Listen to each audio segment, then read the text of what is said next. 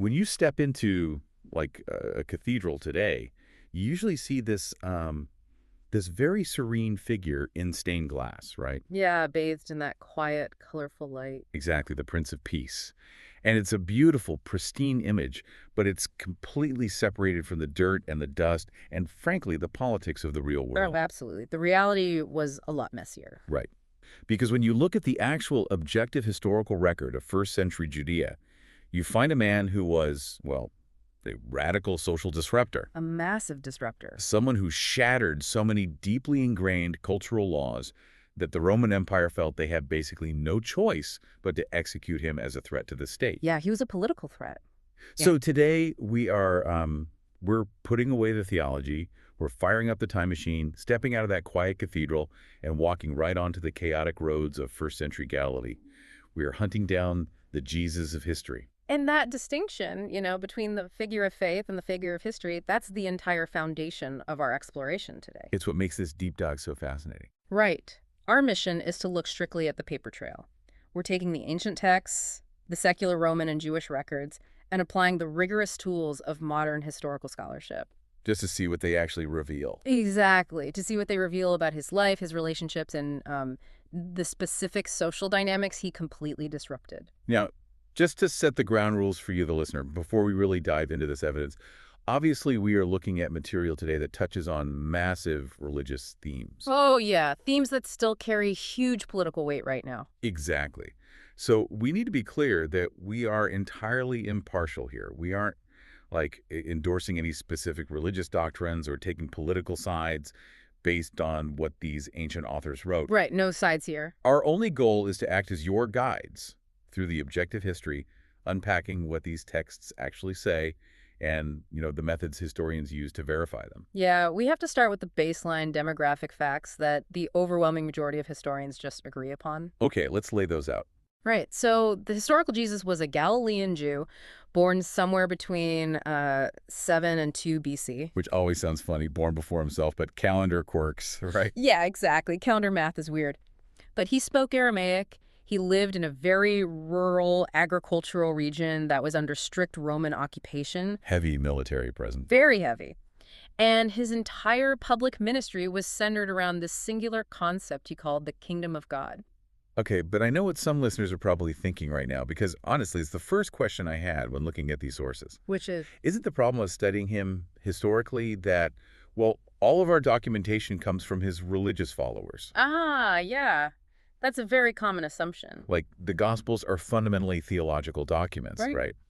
So do we actually have any secular proof that he existed as a historical person? Or are we just, analyzing a ghost? Right, it's a huge misconception that his existence is purely a matter of religious faith. Okay, so what's the reality? The documentation we have for him is actually incredibly robust for an ancient figure. I mean, it's comparable to someone like Julius Caesar. Wait, really? Comparable to an emperor? Yeah, in terms of textual references, Yeah. when you examine the writings of secular historians from antiquity, specifically people who were actively hostile to the early Christian movement, they argue endlessly about him. So they didn't ignore him? Not at all. They argued about who he was, whether he was like a magician or why his followers were such a public nuisance. But they never at any point suggest he was a made-up person. Oh, wow. So they weren't accusing early Christians of following a fictional character. No, not at all. They were just arguing over the nature of a very real, very frustrating historical guy. Exactly. We have concrete extra-biblical receipts for this. Okay, let's unpack this. What are the receipts? Well, the Jewish historian Josephus is a primary example. He's writing around 93 AD. Okay. And Josephus was deeply embedded in the political elite. He was writing Jewish history for a Roman audience under the patronage of the Flavian emperors. So he's essentially on the Roman payroll. Right. And in his work, he explicitly mentions Jesus, as well as the execution of his brother, James. And Josephus had, no theological motivation to validate this? Zero. None at all. He had no reason to validate a new fringe religious movement. He was simply recording the history of the region. Okay, so that's the Jewish historical perspective. Mm-hmm. But that brings up the Roman perspective, which to me seems even more crucial here. Oh, absolutely. Because Rome didn't really care about internal religious disputes, right? Unless they threatened public order. And the sources mention the Roman senator and historian Tacitus. Yeah, Tacitus is one of our most vital sources. And it's precisely because of his immense disdain for early Christians. He really didn't like them. Oh, he hated them. He viewed them as the superstitious, troublesome cult that was disrupting the Roman order. Right. Yet, in his annals, while he's detailing the reign of Nero and the Great Fire of Rome, Tacitus records, just as a matter of dry historical fact, that a man named Christus suffered the extreme penalty. Meaning crucifixion. Yes, crucifixion. And he notes it happened under the Roman governor Pontius Pilate during the reign of Tiberius. Wow. So the timeline, the names of the political figures, the method of execution, it completely aligns with the secular administrative record. Perfectly aligned. We have Roman and Jewish historians confirming the footprint. He existed, and he was executed by the state. Objective fact. But, that leaves us with a massive historical puzzle. How so? Because Rome didn't crucify people for just preaching nice sermons about loving your neighbor. No, they certainly did not. Crucifixion was a brutal political punishment reserved for rebels, for actual threats to the empire. Exactly. So to figure out why he was seen as such a massive threat, we have to look at the Christian texts. But how do historians actually use the Gospels? I mean, how do you separate objective history from a document that is basically designed to be religious PR? That is the core challenge. Historians use a very specific toolkit to sift through these subjective texts to find the objective reality. They're trying to separate the remembered Jesus, which is the theological figure constructed by his followers over decades, from the actual historical man. And what's the tool? Well, one of the most reliable analytical tools they use is called the Criterion of Embarrassment.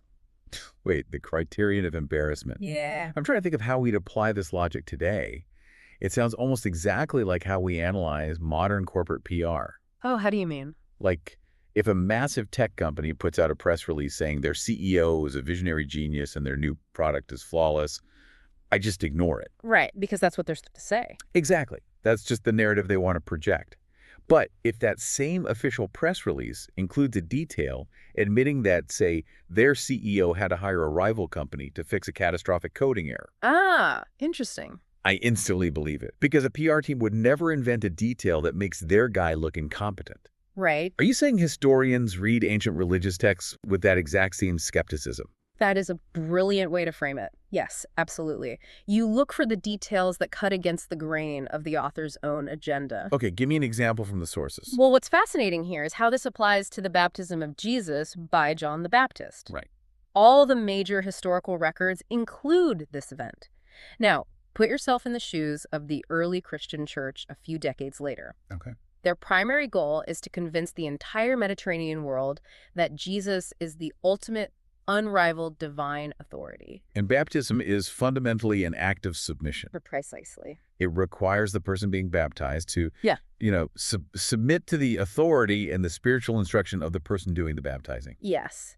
And that creates a massive theological headache for the early church. Because it makes John the Baptist look like the boss. Exactly. Having Jesus go to John inherently implies that Jesus is subservient to him. It makes John look like the superior established figure, and Jesus looks like his junior disciple. That's the CEO going to the rival for tutoring. Exactly. If the early followers were simply inventing myths out of thin air to make their leader look as powerful and divine as possible, they would have scrubbed that story completely from the record. They certainly wouldn't have invented it. It's too embarrassing to be fake. Right. Because it's deeply awkward for their theological claims, scholars conclude that the baptism by John is an unassailable, objective historical event. Wow. The Criterion of Embarrassment proves the history is poking right through the theology. Okay, so when historians apply tools like this to the texts, filtering out all the theological PR, what kind of picture actually emerges? A very chaotic one. We established he was executed as a threat, but what was he actually doing day to day to warrant that kind of extreme state-sponsored reaction? Well, to understand the threat, you have to understand the societal engine of the first century Mediterranean world. Okay, set the scene. It was a culture entirely driven by honor and shame. Honor and shame. Yeah. And for a modern listener steeped in, Western individualism, this is a really difficult concept to grasp. Right, because we just think about money or fame. Exactly. But back then, your social standing wasn't just about wealth. It was about your fundamental value and purity as a human being. Wow. It dictated who you could eat with, who you could speak to, and exactly where you belonged in a very, very rigid hierarchy. And honor was viewed as a finite resource, almost like a pie. Okay, so a zero-sum game. Yes. If I elevate someone who the society considers shameful, I don't just pull them up. I actually sacrifice my own honor and bring shame upon myself in the eyes of my community. That is the exact mechanism of the culture. Yeah. And the historical record shows that Jesus didn't just quietly disagree with this system. He fought it. He actively, aggressively trampled all over these boundaries in highly public ways. Here's where it gets really interesting, because the texts are filled with instances of him fraternizing with women, the diseased social outcasts. Right. Actions that would have instantly drained him of his honor, right? Right. And labeled him as shameful to the religious and political elite. Totally shameful. The sources highlight the story of the Samaritan woman at the well, which perfectly illustrates this. Yeah, it's a great example. Because I always thought of that as just, a nice story about talking to a stranger. Most people do. But in the context of honor and shame, a Jewish man speaking one-on-one with a Samaritan woman in a public space was a massive scandal. A huge scandal. You have deep-seated ethnic hostility between Jews and Samaritans, first of all. Right. And that's compounded by strict gender boundaries, where men simply did not engage women they weren't related to in public. And yet, he ignores the ethnic boundary, he ignores the gender boundary, and he engages her in a profound theological debate. Yes.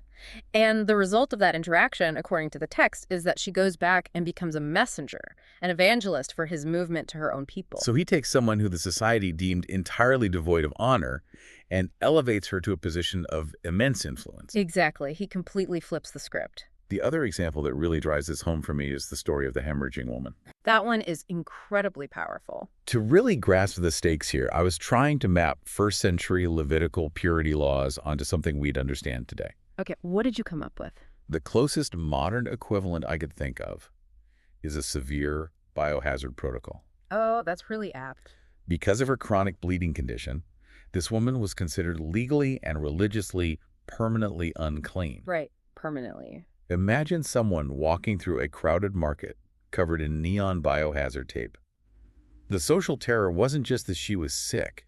It was the belief that if you touched her or even brushed against her clothes, her impurity would transfer to you. Yes. You would become defiled. And the social isolation she experienced because of that would have been absolute. She is at the literal bottom of the honor and shame ladder. Right. So she reaches out on this really dense crowd and she touches his garment. According to the strict rules of the purity system, he is now defiled. He's contaminated. Contaminated. He should have recoiled, publicly condemned her, and immediately sought ritual purification to restore his own status. Right. He should have been furious that she stole his honor. Exactly. But instead, he stops. He turns to her in front of this entire crowd of people who would have viewed her with absolute disgust, and he calls her daughter. And the use of the word daughter is the mechanism of disruption here. I so. He's not just acknowledging her or, healing a physical ailment by claiming kinship with her, and kinship was the absolute highest form of honor in that society. He is publicly transferring his honor to her. Wow. He's restoring her social standing and completely subverting the purity system that kept her isolated. He's effectively saying the system itself is invalid. Okay, but I want to push back on this a little bit. Sure. I'll act as the devil's advocate for the listener here. Mm-hmm. These stories are powerful, definitely. But they are just passing interactions in a crowd. Okay. When I picture the actual inner circle, the structure of this historical movement, the classic image in my head is 12 guys with beards walking around the desert. Right, the traditional image. Yeah.